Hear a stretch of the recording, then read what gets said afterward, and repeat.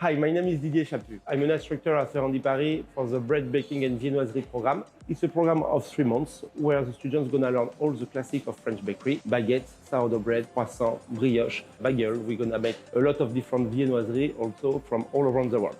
So today we have the luck to welcome Cyril van der Swift, who is a MOF, a Meilleur Ouvrier de France, so the most prestigious competition we can win in bread baking.